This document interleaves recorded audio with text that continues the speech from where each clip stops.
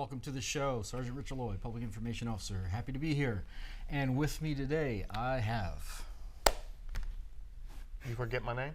No, I was waiting for a joke because I saw it in your face. No, I was just going to say it's like you're talking at a funeral. You're like, hey, welcome back to the show, and I'm sorry. And I even said happy to be here.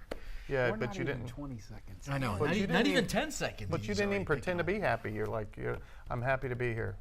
Can't win. I can't That's win. how I look. Happy. Hey, welcome to our show. We're here with Sheriff Johnson. Yeah, thanks. Yeah, that's Lieutenant Jackson. Lieutenant Jackson, welcome back, sir. And this is the host of our show, Richard Lloyd, who was like 30 minutes late to his own show. I wasn't late. Anyway. We got a lot of stuff to cover today. Yeah. Sheriff, go ahead and start.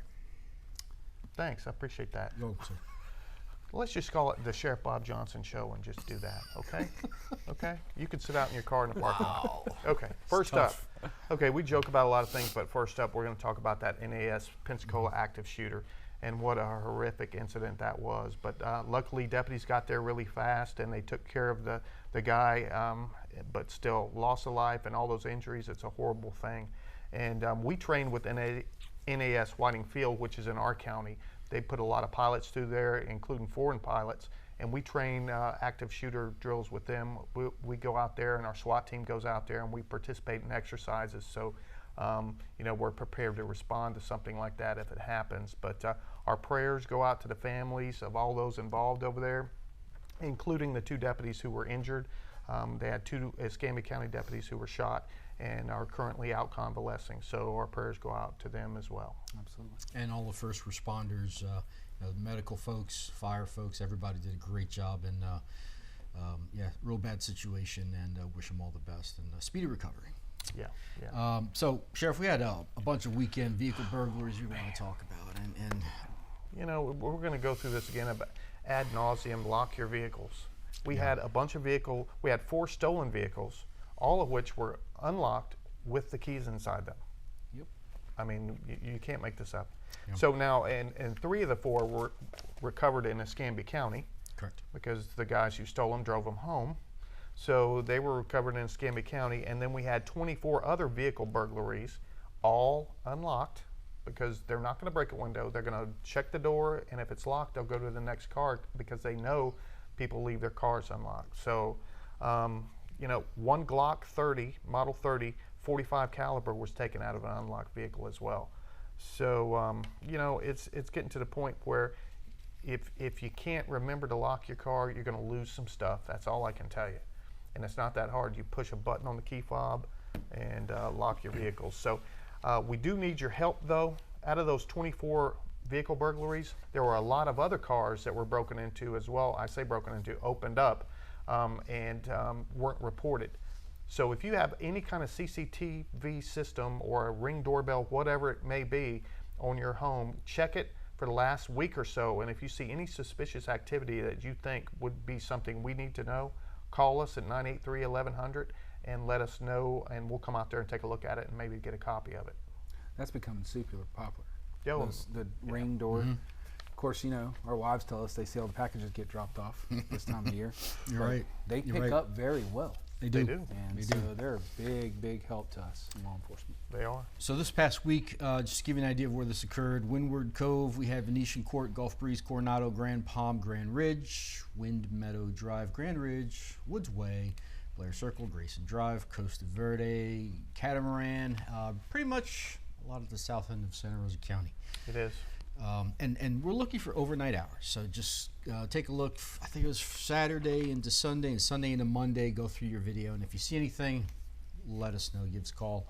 And, another thing, Sheriff, that's important is to get to know your video camera system. Set the motion, set the alerts on there. Just read the manual. It's really important.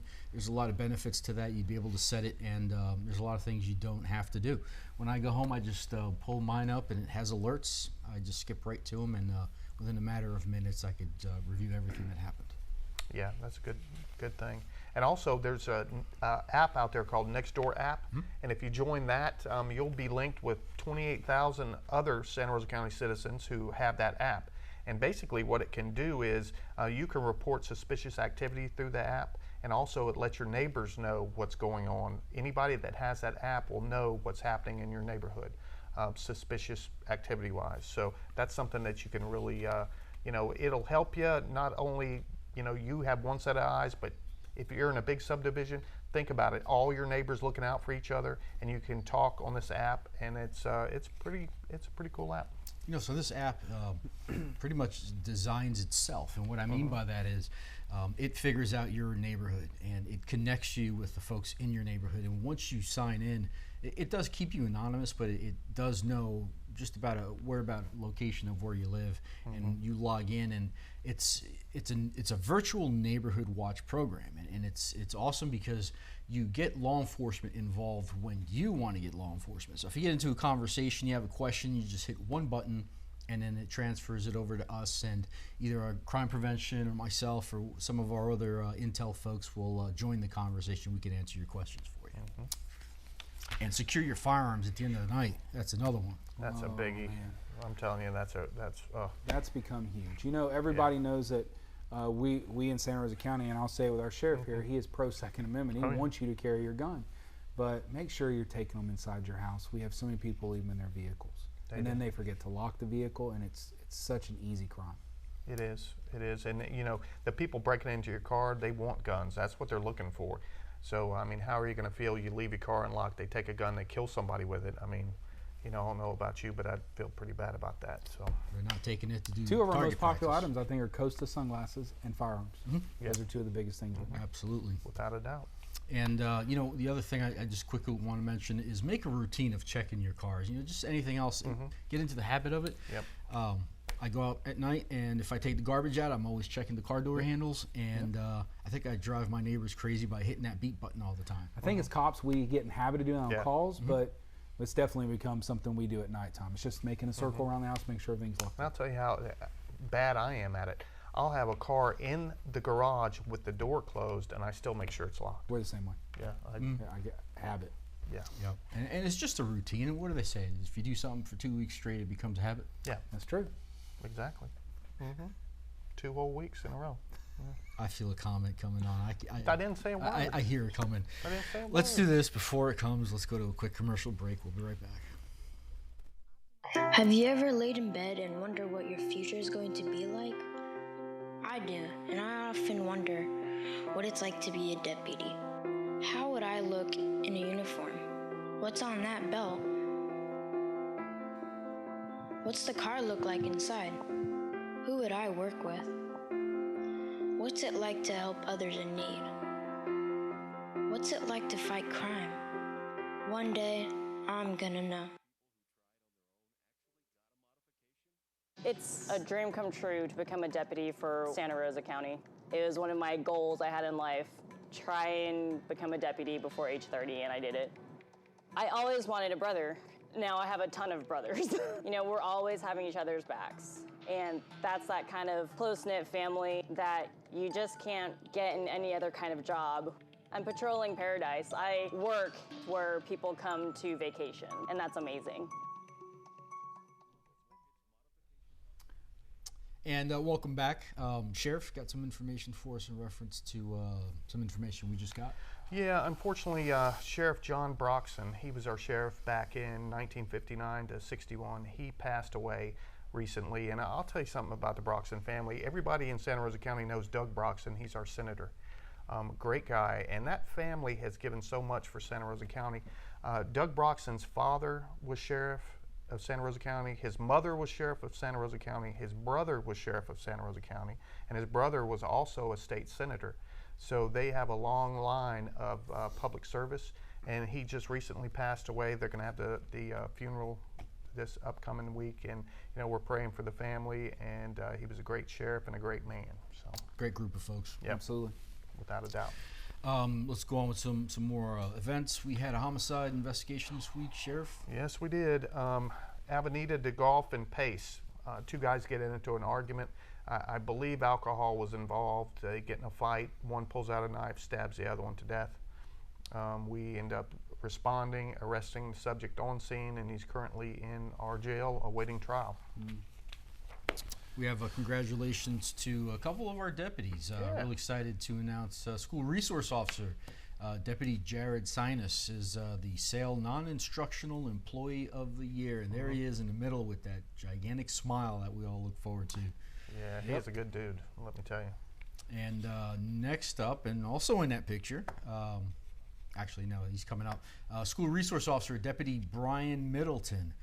He is the Pace High School Non-Instructional Employee of the Year. Want to congratulate him. And I like his little bouquet there. That's really It looks like he kind of made out on the deal. I Yeah, I know. was about to say, yeah, he gets that, and Jared, Gets He a got picture. balloons. No, actually, Jared had a cake there too. 'cause- Okay. Yeah, Did he? Yeah, he Okay. did. He did. Awesome. Well, I was there. Somebody was supposed to be there to take pictures for us, but he didn't show up. Did you get cake? oh, No, I didn't get cake. I was waiting on my PIO to get there and take pictures. But I'm it trying to was plow bad. through that. Oh, okay. All right. So next up is 20-year anniversary of Lieutenant Blake Weekly, which was in that Yep. first picture. Yep. I want to congratulate him. Tons of great things he's done for Santa Rosa County. Now he's in charge of the school resource officers. Want to congratulate him. I just can't believe it's been 20 years he's been there. well, if you think about it, he started as a cadet I know. when he was in high school. Yeah, Look at the gray hair. So he is getting gray. Look at that. he is. Don't say anything about getting old because I I got like believe when- 25 years on him. When so. he started the sheriff's office, you were his corporal, correct? Or were you No, when he got in narcotics, I was his corporal. Okay. Yeah. With a So- revolver. Yeah, I was. with a what? He had a revolver. I think he probably shoots better than you, doesn't he? No. That's not saying a whole lot. That's not true. Oh, If you're in a shooting and Rich Aloy is there, just stand really still. oh man.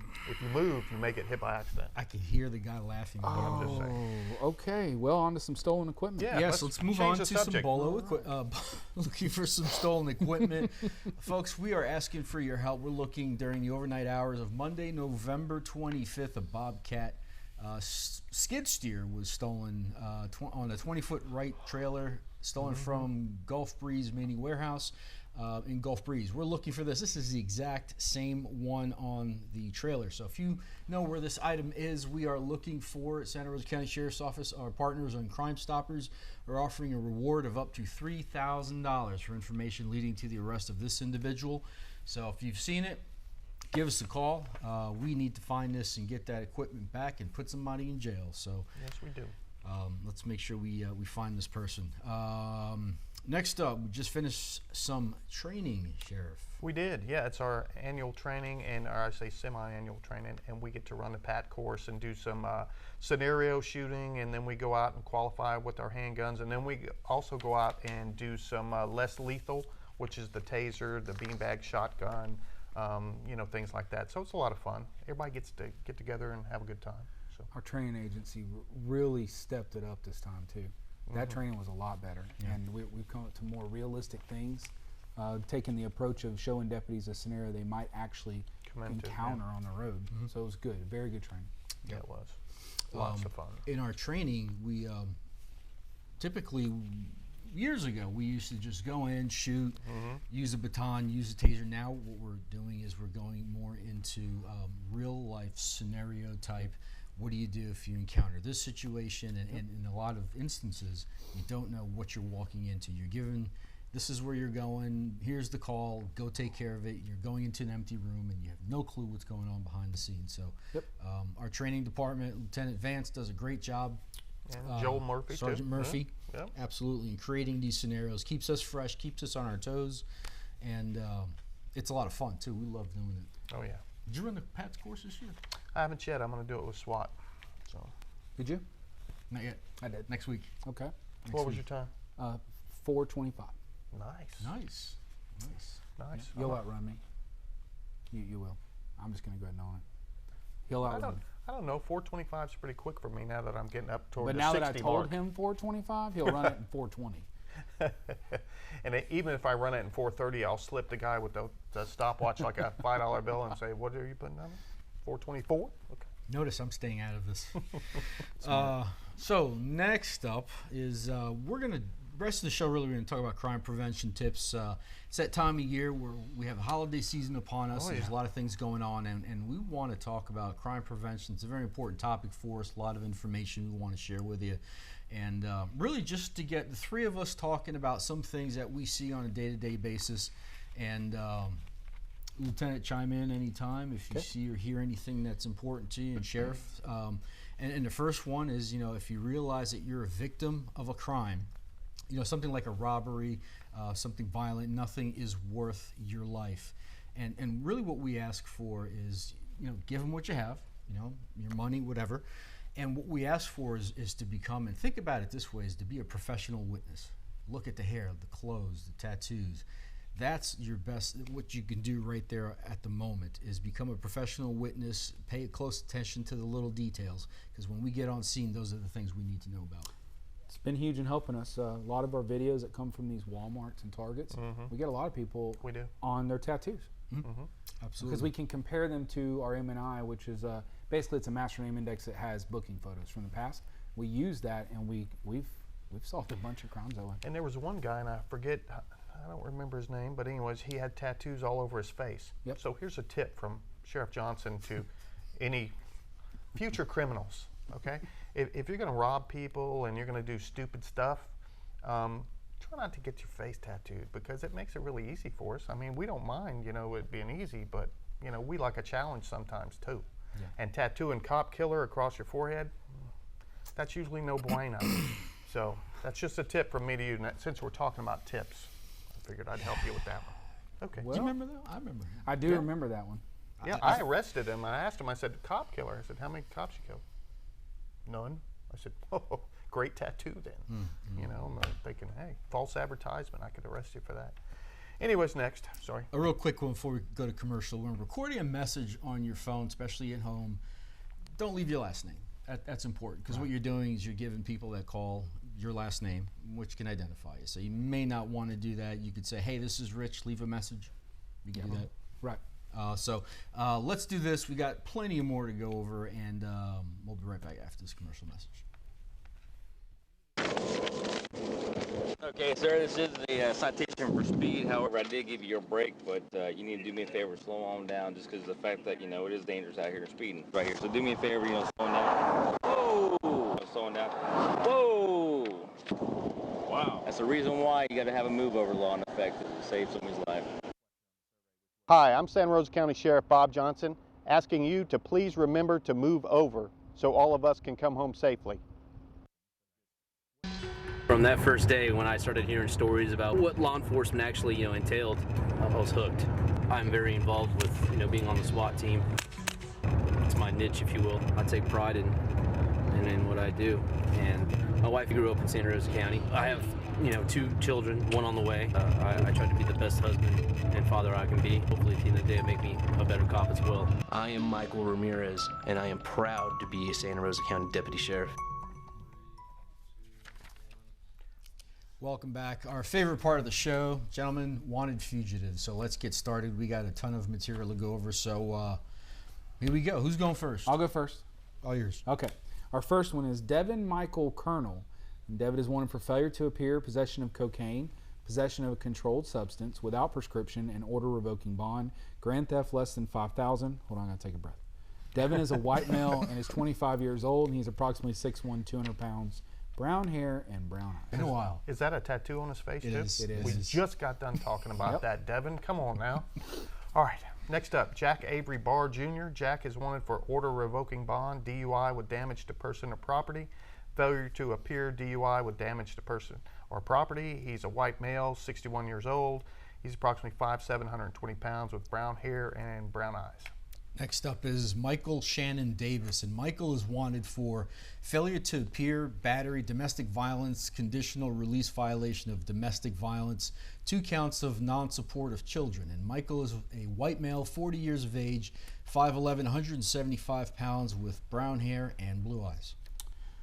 Okay, next is a Laura Michelle Wells. Laura is wanted on charges of order revoking bond, possession of controlled substance without a prescription, possession of cocaine, possession and in use of drug equipment, failure to appear, possession of controlled substance without a prescription, possession of cocaine, and possession and or use of drug equipment.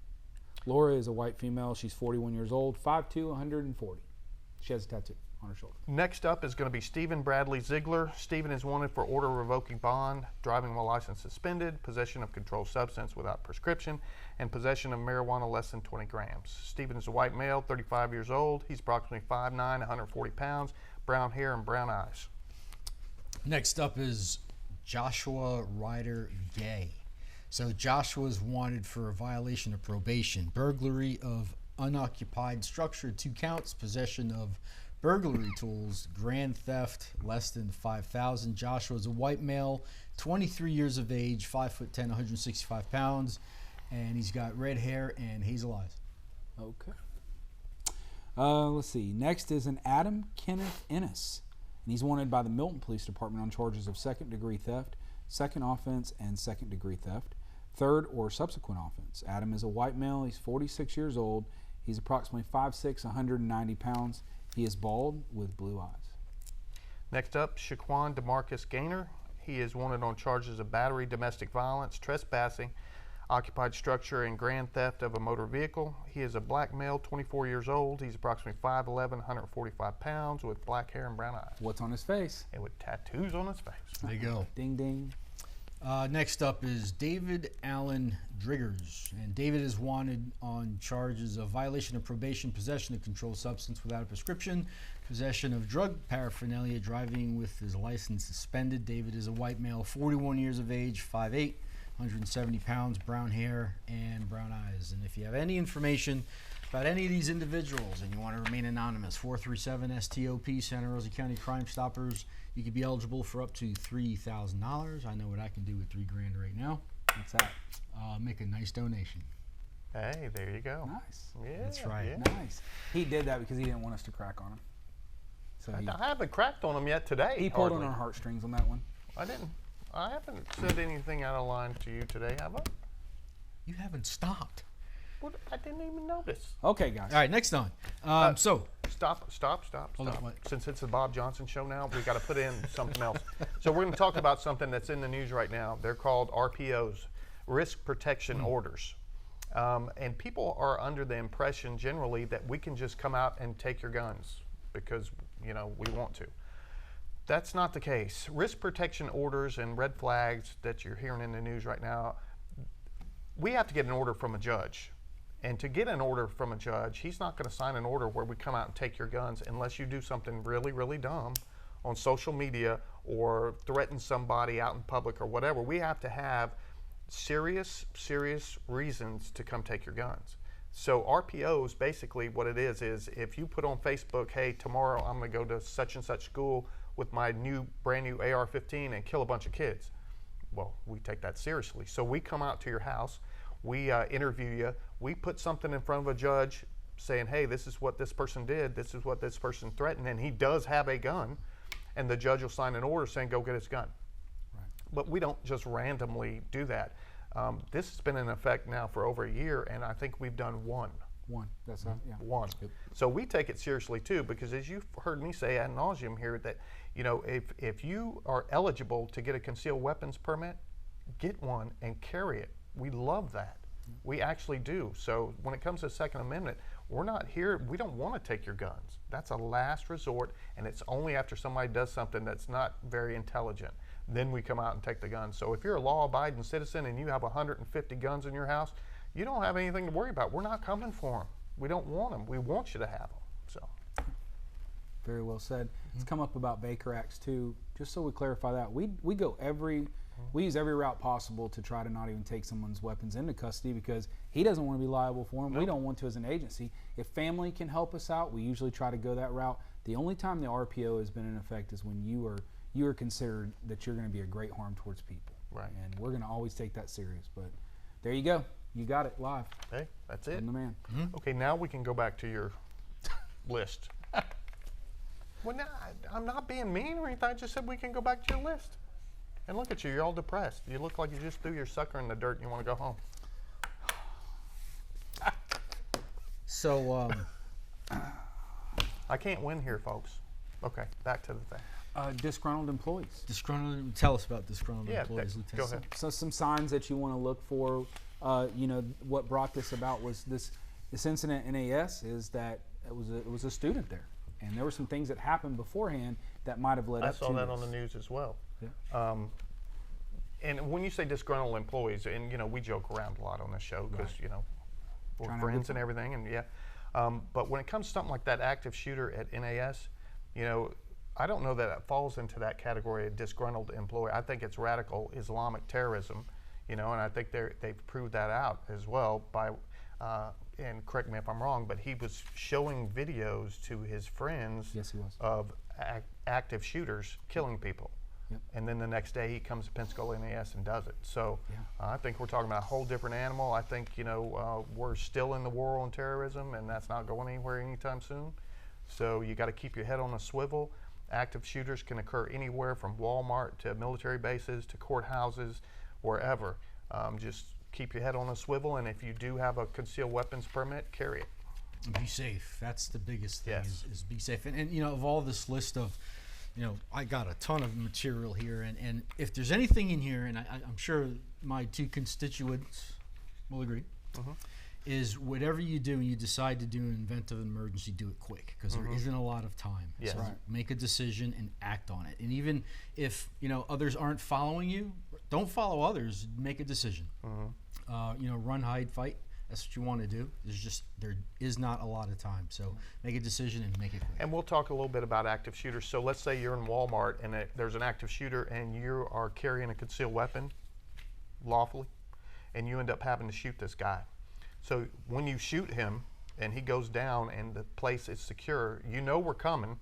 So when we pull up, we don't want you to have a gun in your hand, because all we have in our mind is, hey, there's an active shooter in Walmart and we're coming in, and the first person we see that's not in a uniform holding a gun, it's not going to end well.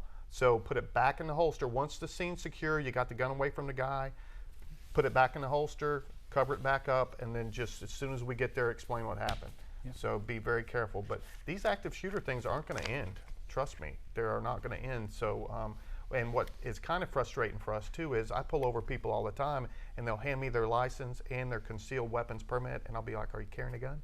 No, it's at the house. So if you get a concealed weapon permit, carry it. Sheriff, Lieutenant, thank you for coming. Appreciate you. Thank you for having Thanks for having me, sure, on your show. Okay, no and problem. We'll see you on the next one. Take care. All right.